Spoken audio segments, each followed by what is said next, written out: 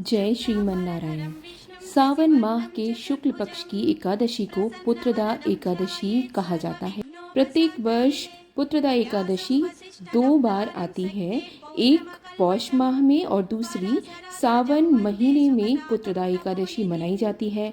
इस पावन अवसर पर श्रद्धालु विशेष रूप से भगवान विष्णु की उपासना करेंगे और व्रत रखकर अपने संतान की दीर्घायु, सुख संपत्ति, संतान सुख और उत्तम स्वास्थ्य की कामना करेंगे। पुत्रदा एकादशी का धार्मिक महत्व अत्यंत विशिष्ट माना गया है और इसीलिए खास तौर पर जिन दंपतियों को संतान प्राप्ति की इच्छा होती है वे श्रद्धा पूर्वक इस व्रत का यदि पालन करते हैं तो उन्हें इस कलयुग में माँ लक्ष्मी और भगवान विष्णु की कृपा से उत्तम संतान प्राप्त होती है, साथ ही समस्त पापों का भी क्षय होता है। तो आइए शुरू करते हैं सावन पुत्रदा एकादशी व्रत कथा।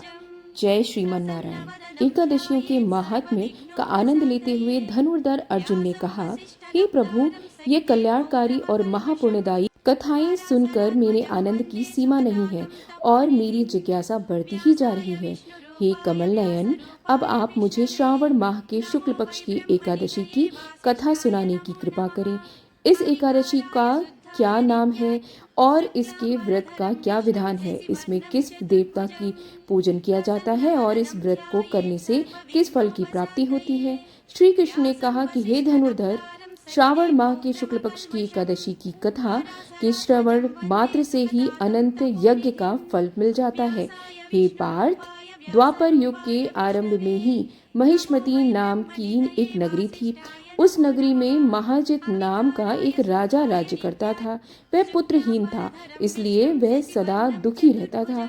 उसे वह राज्य, सुख और वैभव सभी कुछ बड़ा ही कष्टदायक प्रतीत होता था, क्योंकि पुत्र के बिना मनुष्य को यहलोक और परलोक दोनों में ही सुख नहीं मिलता।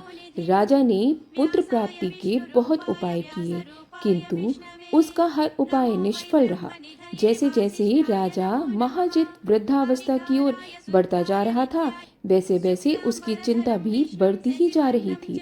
एक दिन राजा ने अपनी सभा को संबोधित करते हुए कहा, न तो मैंने अपने जीवन में कोई पाप किया है और न ही अन्यायपूर्वक प्रजा से धन एकत्रित किया है, न ही कभी प्रजा को कष्ट दिया है और न कभी देवता और ब्राह्मणों का निरादर किया है। मैंने प्रजा का सदैव अपने पुत्र की तरह पालन किया है, कभी किसी से ईर्ष्या भाव नहीं किया, सभी को एक समान समझा है। मेरे राज्य में कानून भी ऐसे नहीं हैं जो प्रजा में अनावश्यक डर उत्पन्न करें। इस प्रकार धर्म युक्त राज्य करने पर भी मैं इस समय अत्यंत कष्ट पा रहा हूँ। इसका क्या कारण है? मेरी समझ में कुछ नहीं आ रहा है। आप इस पर विचार करें और इसका क्या कारण है और क्या इस जीवन में मैं इस कष्ट से मुक्त हो पाऊंगा? राजा के इस कष्ट के निवारण के लिए मंत्री आदि वन को गए, ताकि वहां जाकर किसी ऋषि मुनि को राजा का दुख बताकर कोई समाधान पा सके। वन में जाकर उन्होंने श्रेष्ठ ऋषि मुनियों के दर्शन किए और उस वन में वयोवृद्ध और धर्म के ज्ञाता महर्षि लोमश भी रहते थे। वे सभी जन महर्षि लोमश के पास गए। उन सब ने महर्षि लोमश को दंडवत प्रणाम किया और उनके सम्मुख बैठ गए। महर्षि के दर्शन से सभी को बड़ी प्रसन्नता हुई। सबने महर्षि से प्रार्थना की कि हे देव, हमारे अहोभाग्य है कि हम आपके दर्शनों का सौभाग्य प्राप्त कर रहे हैं।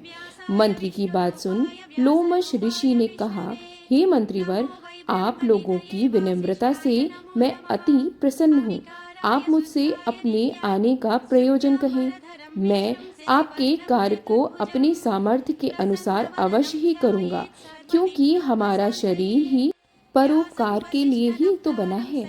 लोमश ऋषि के ऐसे मृदु वचन सुनकर मंत्री ने कहा, हे ऋषिवर, आप हमारी सभी बातों को जानने में ब्रह्मा से भी ज्यादा समर्थ हैं, अतः आप हमारे संदेह को दूर कीजिए। महिष्मती नामक नगरी के हमारे महाराज महाजित बड़े ही धर्मात्मा व प्रजा वत्सल हैं। वह प्रजा को पुत्र के समान प्यार करते हैं और धर्मानुसार पालन भी करते हैं, किंतु फिर भी वे पुत्रहीन हैं। हे महामुनि, इससे वह अत्यंत दुखी रहते हैं। हम लोग उनकी प्रजा हैं और हम भी उनके दुख से ही दुखी हो रहे हैं, क्योंकि प्रजा का यह कर्तव्य है कि राजा के सुख में सुख माने और दुख में दुख। हमें उनके पुत्रहीन होने का अभी तक कारण ज्ञात नहीं हुआ है, इसलिए हम आपके पास आए हैं।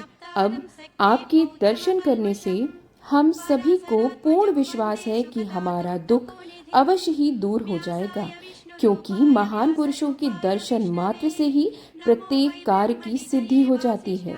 अतः आप हमें बताने की कृपा करें कि किस विधान से हमारे महाराज पुत्रवान हो सकते हैं।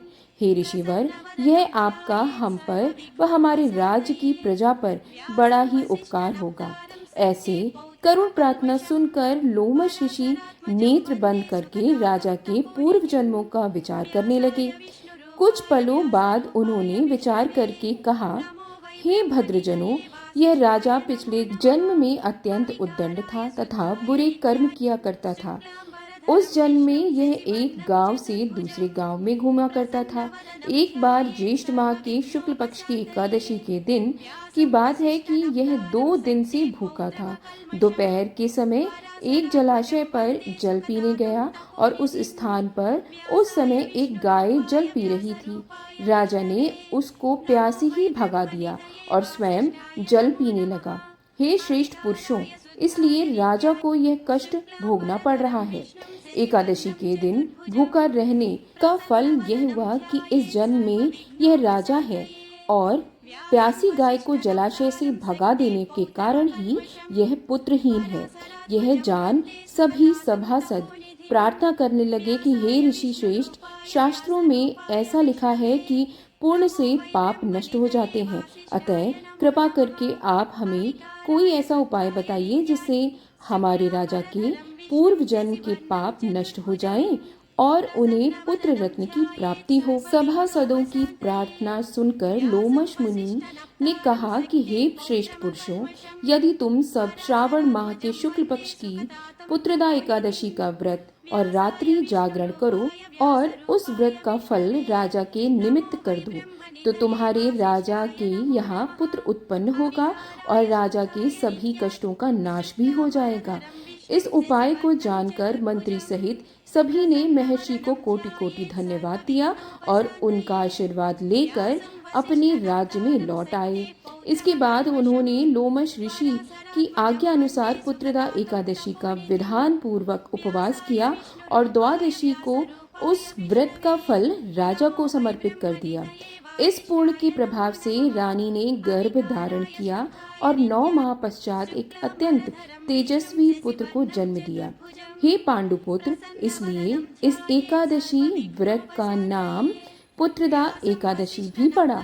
पुत्र की इच्छा रखने वाले मनुष्य को विधान पूर्वक श्रावण माह के शुक्ल पक्ष की एकादशी का व्रत करना चाहिए और इस व्रत के प्रभाव से इस लोक में सुख और परलोक में स्वर्ग की प्राप्ति होती है।